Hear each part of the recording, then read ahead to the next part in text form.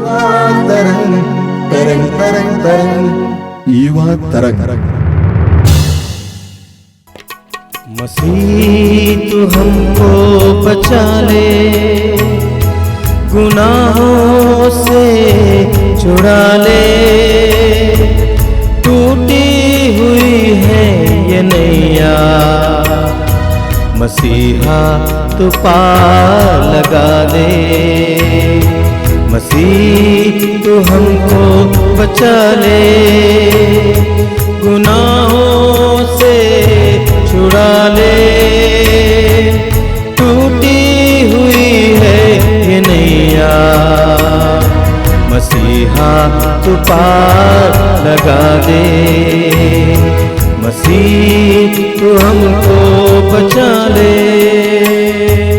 पतवार टूट चुकी है, दिखता नहीं है किनारा, ऐसे में तू ही मसीहा, दिखता तू ही सहारा। पतवार टूट चुकी है, दिखता नहीं है किनारा, ऐसे में तू ही मसीहा, दिखता तू ही सहारा।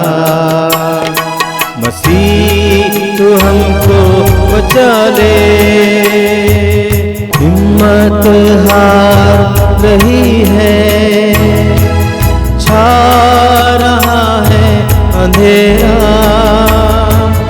ऐसे में तू ही मसीहा, एक तू ही है सितारा। हिम्मत हार रही है, छा रहा है अंधेरा, ऐसे में तू ही मसीहा, एक तू ही है सितारा। मसीह तू हमको बचा ले। सभी युवा भाई बहनों को जय यीशु। मेरा विश्वास है, मैं और उम्मीद रखता हूं कि आप सभी लोग अच्छे हैं। जीवन में हमेशा आशा बनाए रखिए, कभी भी टूटना नहीं। हम एक ऐसे प्रभु पर विश्वास करते हैं जो सर्वशक्तिमान है, जिसके लिए कुछ भी असंभव नहीं है। प्रभु यीशु ने स्वयं कहा है लूकास के सुसमाचार के अध्याय 18 उसके वाक्य 27 में, जो मनुष्यों के लिए असंभव है वो ईश्वर के लिए संभव है। जो मनुष्यों के लिए असंभव है वो ईश्वर के लिए संभव है। मैं आपसे अनुरोध करूंगा कि इन कार्यक्रमों के साथ जुड़े रहिए। इन कार्यक्रमों के जरिए, विशेष करके पवित्र वचनों के जरिए, आपको प्रोत्साहन मिलेगा, आपके मार्ग के लिए ज्योति मिलेगी, प्रकाश मिलेगा। मैं जानता हूं कि आपका जीवन काफी कठिन है। आजकल विशेष करके आपके इस अवस्था में जीवन जीना बहुत कठिन है, सबके लिए भी कठिन है। ऐसी कठिनाइयों में लोगों के मन और हृदय में तनाव आना स्वाभाविक है। लेकिन तनाव जिस व्यक्ति के अंदर बहुत ज्यादा है, उस व्यक्ति को यह जानना चाहिए कि उसके अंदर विश्वास की कमी है। प्रभु यीशु ने अपने शिष्यों से पूछा, जब नाव डगमगा रही थी और यीशु स्वयं उसमें विराजमान थे, शिष्यों ने आकर प्रभु से कहा कि प्रभु आपको चिंता नहीं, हम लोग डूब रहे हैं। तो प्रभु ने उनसे पूछा, अरे अल्प विश्वासियों, तुम क्यों डरते हो? जब हमारा विश्वास कम हो जाता है तो हमारे अंदर डर छा जाता है। जब हमारे अंदर डर छा जाता है तो हमारे अंदर तनाव उत्पन्न होता है, हम टाइट हो जाते हैं। तनाव उत्पन्न होने पर हम लोग घबरा जाते हैं और उस समय हम लोग गलत मार्ग को भी अपना सकते हैं। प्रवचन को सुनिए और पवित्र वचन को ग्रहण कीजिए। मेरे प्रिय मित्रों, आप सबों को जय यीशु। आज एक खास विशेष विषय के बारे में बात करेंगे, जिसके बारे में हमने काफी सुना होगा। और शायद हम अपने जीवन में इसे महसूस भी कर पा रहे होंगे। जी हाँ, आज हम मानसिक तनाव के बारे में बात करेंगे, जिसे अंग्रेजी में मेंटल स्ट्रेस कहते हैं। हम सब आजकल बहुत ज़्यादा ये शब्द सुनते होंगे, स्ट्रेस। मुझे स्ट्रेस हो रहा है, या उसके जीवन में काफ़ी स्ट्रेस है, तनाव है। तनाव हमारे जीवन में काफ़ी ज़्यादा बढ़ते जा रहा है। आज से 20 साल पहले देखें तो सबसे ज़्यादा मानसिक चिकित्सा या फिर साइकेट्रिकल नीड की ज़रूरत थी यूरोप में या अमेरिका में। इस चीज़ की सबसे ज़्यादा डिमांड वहाँ पे थी। लेकिन आज के समय में आज इस मानसिक चिकित्सा की सबसे ज़्यादा डिमांड और सबसे बड़ी मार्केट जो है वो हमारा देश भारत है। जी हाँ, ये सीधा सीधा बताता है कि पिछले 20 सालों में काफ़ी कुछ बदला है। पिछले 20 सालों में हमने अपनी मानसिक शांति जो है वो खोई है। पिछले 20 सालों में हम अपने जीवन में काफ़ी तनाव में घुस चले हैं, और इसके कारण बहुत से हो सकते हैं। एक उदाहरण ले लीजिए, जैसे हमें आजकल इस पीढ़ी में, इस ज़माने में सब कुछ इंस्टेंट मिलता है। सब कुछ तुरंत, जल्दी से जल्दी, फटाफट हमें मिलता है। जैसे कि इंस्टेंट कॉफ़ी, जो कि कुछ ही सेकंडों में हमारे सामने तैयार होके आ जाती है। इंस्टेंट टी, या फिर इंस्टेंट फूड, जो खाना आजकल हम ऑनलाइन ऑर्डर कर लेते हैं और तैयार बना हुआ खाना हमारे घर में एकदम पहुंच जाता है कुछ ही समय में। सब कुछ इंस्टेंट हो रहा है, सब कुछ फटाफट है। पहले ज़माने में हमें किसी को अगर पैसे देने होते थे तो हमें बैंक जाना पड़ता था उनको, उनके खाते में पैसा जमा कराने के लिए। लेकिन आज के समय में हम अपने मोबाइल से ही दुनिया के किसी भी कोने में लोगों को पैसा भेज सकते हैं। इसलिए आजकल सब कुछ फटाफट है, सब कुछ फास्ट फॉरवर्ड है, सब कुछ तेज़ी से चल रहा है, सब कुछ बहुत फटाफट हो रहा है। और इसी के साथ साथ मेरे प्रिय मित्रों, हमारे जीवन में ये तनाव भी तेज़ी से बढ़ रहा है। खासतौर से जब से कोरोना महामारी आई है, हम में से काफ़ी सारे ऐसे लोग हैं जिन्होंने अपने जीवन में अकेलेपन का एक जीवन जीना शुरू कर दिया है। अकेलेपन में जीना, अकेलेपन में ज़्यादा समय बिताना। ऐसे लोगों ने अकेलेपन को ही अपना जीवन बनाया। काफ़ी सारे लोग हैं जो ज़्यादातर समय अकेले बिताते, अपने परिवार के साथ नहीं या अपने मित्रों के साथ नहीं, अकेले बिताना पसंद करते हैं। जी हाँ, इस लॉकडाउन की वजह से हमें काफ़ी देर अपने घरों में, अपने कमरों में घुसे रहने की आदत पड़ गई, और हम अकेलेपन में ही जीवन जीते हैं। और जब हम अकेले रहते हैं तो शायद हम ऐसी चीज़ें अपने मोबाइल पे देखते हैं या टीवी में देखते हैं जो हमें और ज़्यादा तनाव में डालती है, जो हमें और ज़्यादा पूरी दुनिया के बारे में एक नकारात्मक तरीके से चीज़ें दिखाती हैं, और उसकी वजह से हम कहीं ना कहीं तनाव में पड़ते हैं। और इसी के साथ साथ हमें जीवन में कई तरह के तनाव हो सकते हैं। या तो हमारे काम का तनाव हो सकता है, बच्चों में हमारी पढ़ाई का तनाव हो सकता है, या बड़े लोगों में अपने परिवार का तनाव हो सकता है। और इस तरह से बहुत सारे तरीक़ों से हमारे बीच में ये स्ट्रेस, ये तनाव जो है काम करता है। और जब हम तनाव में घुस जाते हैं मेरे प्रिय मित्रों, तो शायद हम अपने जीवन की जो ऊर्जा है, हमें जो ईश्वर के ज़रिए वो पावर दी गई है, जो ऊर्जा दी गई है कि हम अपने काम करें, अपनी जिम्मेदारियों को पूरा करें, वो हम पूरी तरीके से नहीं कर पाते हैं। हम उनमें काफ़ी हद तक फेल हो जाते हैं, और उस ऊर्जा को हम गंवा देते हैं। ईश्वर की दी हुई ऊर्जा को पूरा इस्तेमाल करें, क्योंकि जब हम चीज़ों के बारे में सोचते रहेंगे, उनके ऊपर बहुत ज़्यादा ध्यान केंद्रित करते रहेंगे, तो हम अपने जीवन में जो हमारे ख़ास तौर से जिम्मेदारियां हैं, जैसे कि हमारी पढ़ाई या फिर हमारा कामकाज, उनके ऊपर हम ज़्यादा ध्यान नहीं दे पाएंगे। इसलिए सोच में पड़ जाने से या ज़्यादा तनाव में पड़ जाने से हम अपने उस अंदर की ऊर्जा को, ताकत को, हमारी पोटेंशियल को पूरी तरह से इस्तेमाल नहीं कर पाएंगे।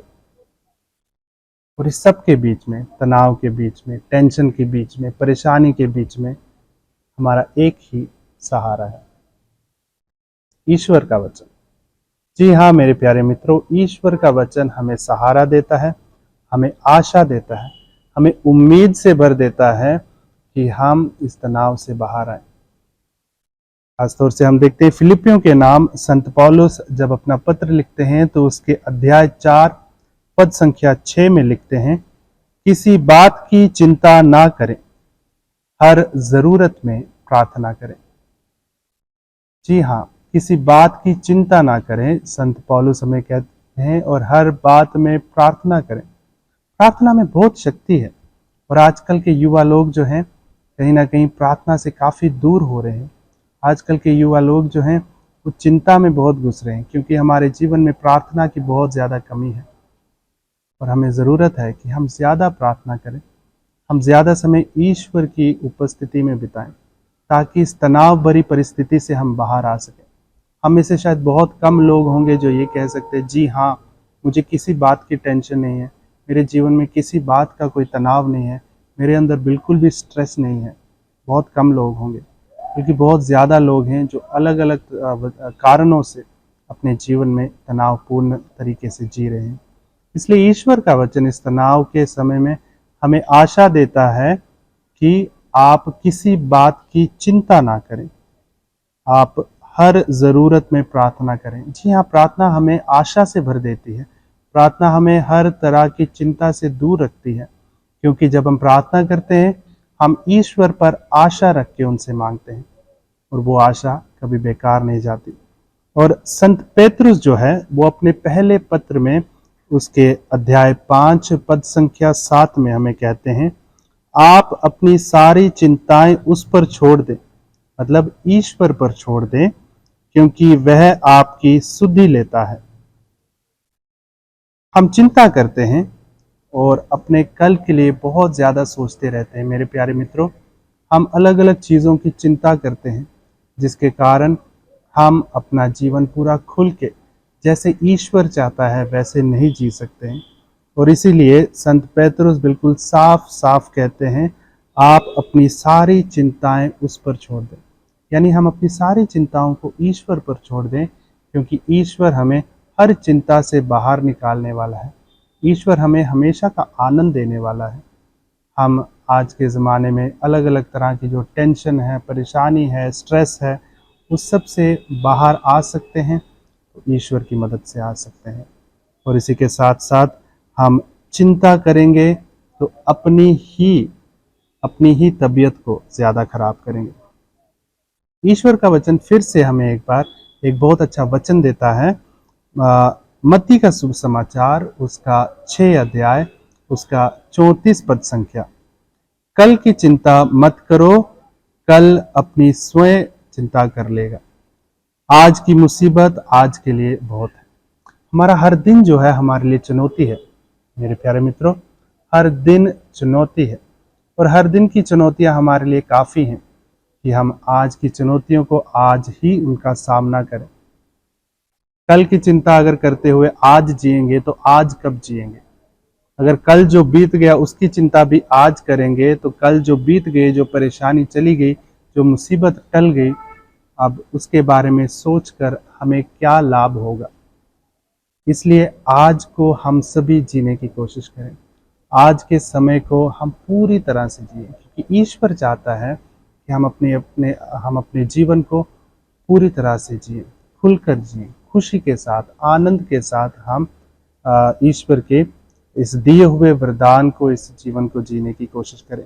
इसलिए संत मत्ती पूरी तरह से साफ साफ हमें कहते हैं कि कल की चिंता ना करें। आपको शायद अपने करियर की चिंता होगी, अपने आगे आने वाले समय में आप क्या नौकरी करेंगे, कौन सी पढ़ाई करेंगे, कौन सा कोर्स करेंगे, उन सब चीज़ों की शायद आपको चिंता होगी। लेकिन जब हम सब कुछ ईश्वर के हाथ में समर्पित करेंगे तो हम इन सारी चिंताओं से बाहर आ जाएंगे और हम ज़्यादातर समय कल के बारे में, जो आने वाला है उसके बारे में, या कल जो बीत गया है उसके बारे में सोच सोच के चिंतित रहते हैं। हमें कुछ नहीं मिलने वाला। आज जो समय चल रहा है उस पर ध्यान दें, उसके ऊपर फोकस करके चलें तो हम कहीं ना कहीं अपने समय को, अपने जीवन को, अपने प्रेजेंट को अच्छी तरह जी सकते हैं। इसलिए कल की चिंता करने से हमें कोई लाभ नहीं होने वाला है। और इसलिए अगर आप ज़्यादा किसी तरह की चिंता में हैं, किसी तरह के तनाव से गुजर रहे हैं, तो आप दूसरों की मदद लें।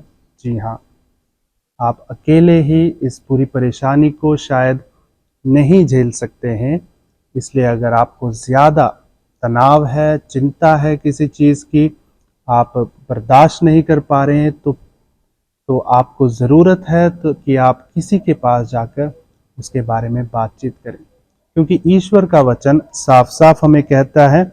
गलातियों के नाम जब संत पौलुस पत्र लिखते हैं तो उसके 6 अध्याय उसके 2 पद संख्या में कहते हैं, आप भारी बोझ ढोने में एक दूसरे की सहायता करें। हमारे जीवन में काफ़ी सारी भारी बोझ हो सकते हैं और उन बोझों को ढोने के लिए हम एक दूसरे की सहायता करें। जी हाँ, अगर आज आप किसी चीज़ की वजह से बहुत ज़्यादा तनाव में हैं, बहुत ज़्यादा चिंता में हैं, तो आप उसके लिए किसी से बात करें। होंगे आपके आसपास आपके बड़े बुजुर्ग या आप के आसपास कोई फादर सिस्टर, किसी से भी बात कीजिए। वो आपको अच्छा रास्ता दिखाएंगे, वो आपको अच्छी तरह से मार्गदर्शन करेंगे। बात कीजिए किसी के साथ। अपनी परेशानियों को अपने अंदर ही जब तक रखेंगे तो शायद आप खुद की सहायता नहीं कर पाएंगे। इसलिए अगर आपके जीवन में काफ़ी हद तक परेशानी है, तनाव है, जो आपसे बर्दाश्त नहीं हो रहा है, कृपया करके किसी की सहायता लें, क्योंकि ईश्वर का वचन भी यही कहता है कि एक दूसरे की मदद करें। गलातियों के नाम संत पौलुस का पत्र उसका 6 अध्याय उसकी 2 पद संख्या कहती है, भारी बोझ ढोने में एक दूसरे की सहायता करें। जी हाँ, आपके जीवन में अगर बोझ है तो उसे ढोने में दूसरे की सहायता लें, दूसरे की मदद करें और आप ज़रूर इसका जो है हल निकाल पाएंगे। इसी के साथ साथ ईश्वर की शक्ति में विश्वास करना। प्रभु ईश्वर की शक्ति जो है वो अपार है, वो इंसान की शक्ति या दुनिया की किसी भी शक्ति से बहुत ऊपर है। ईश्वर की शक्ति पर, ईश्वर की कृपा पर हमेशा अपना विश्वास बनाए रखें। ईश्वर जो है हमें अपनी कृपा से भरते हैं और इसी तरह हमें किसी भी तरह की परेशानी में नहीं पड़ने देते हैं। अगर आज आप टेंशन में हैं, अगर आज आप किसी तरह के विवाद से गुजर रहे हैं, अगर आप चिंताओं में पड़े हुए हैं, तो इन सब चिंताओं का हल ईश्वर के पास है, क्योंकि ईश्वर की शक्ति बहुत अपार है। नबी ईसायास के जो किताब है, जो उनका पुस्तक है, उसमें हम देखते हैं 40 अध्याय 31 पद संख्या हमें कहती है, किंतु प्रभु पर भरोसा रखने वालों को नई स्फूर्ति मिलती रहती है। प्रभु पर अगर आप भरोसा रख के चलते हैं, विश्वास रख के चलते हैं, तो आपके तनाव में, आपकी परेशानी में ईश्वर आपको बहुत सारी ताकत से भर देंगे। वह गुरेड़ की तरह अपने पंख फैलाते हैं। अगर आप विश्वास करते हैं तो ईश्वर आपको गुरेड़ जैसे पंख देगा। वह दौड़ते रहते हैं किंतु थकते नहीं हैं, वे आगे बढ़ते हैं पर शिथिल नहीं होते। जी हाँ, ईश्वर का जो हमें दी हुई ताकत है वो कुछ ऐसे ही है। हम उस ऊर्जा को, जो मैंने शुरुआत में कहा, उस ऊर्जा को अगर अच्छे ढंग से इस्तेमाल करेंगे तो हम अपने जीवन में मजबूती के साथ आगे बढ़ सकते हैं। हमें किसी चीज़ की चिंता करने की ज़रूरत नहीं है। लेकिन अगर हम चिंता में हैं, बहुत ज़्यादा तनाव में हैं, तो कृपया करके किसी से बात करें, किसी की सहायता लें। अपने अंदर ही घुटते ना रहें और ख़ास तौर से सबसे पहले ईश्वर के वचन की सहायता लें।